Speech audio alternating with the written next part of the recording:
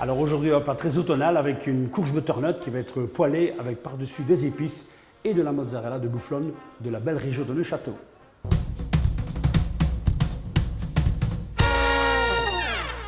Alors pour cela, on a besoin d'une belle courge butternut, de curry, du poivre de Cayenne, une belle tomate, du poivre rouge et la fameuse mozzarella de Neuchâtel de la maison Cordélis pour le grand plaisir de tout le monde.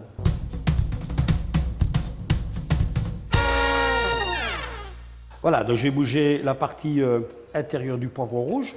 On bouge tous les petits pépins. Alors on va couper ça en mirepoix. Oula, un terme compliqué pour moi. Que veux-tu dire par couper en mirepoix, Philippe? Alors couper la mirepoix, c'est simplement des petits cubes d'1 cm sur 1 cm, comme on le ferait pour un potage. C'est vraiment la découpe classique. Ouf, merci pour ton explication. C'est un plaisir. Donc ici on va faire un coulis rouge, donc on va y mettre que des éléments de couleur rouge, évidemment, ça paraît logique.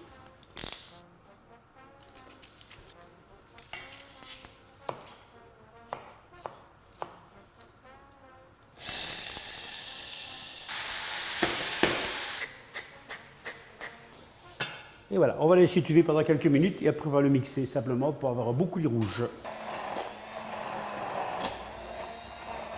Alors on va passer le coulis au chinois ou au tamis fin, c'est à vous de choisir. Donc l'idée c'est quoi? C'est simplement de verser l'ensemble du coulis dans le récipient.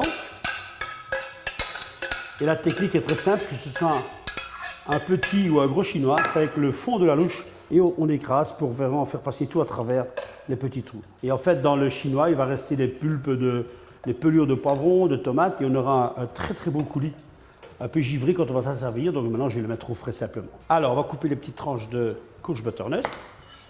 Alors, on va les poêler à l'huile. On sur les petites tranches bien colorées. Et voilà. Maintenant, je pense qu'après 5 minutes, le coulis de poivron et de tomate est parfait. Donc, il n'y a plus qu'à le mixer tout à l'heure. On va laisser un peu tiédir.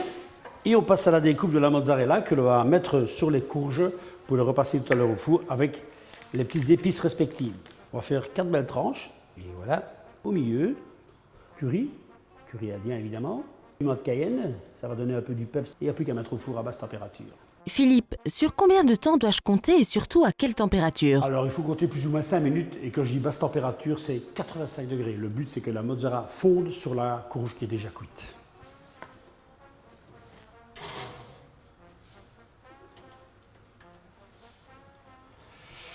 Oula, que c'est beau. Je pose dans le fond de l'assiette 2 petites cuillères à potage de coulis, petite tranche de mozzarella, voilà, parfait. Petit garniture de finition avec du piment de Cayenne. Et voilà, le tour est joué, bon appétit. Merci Philippe Renard, chef chez Philosophie de Cuisine.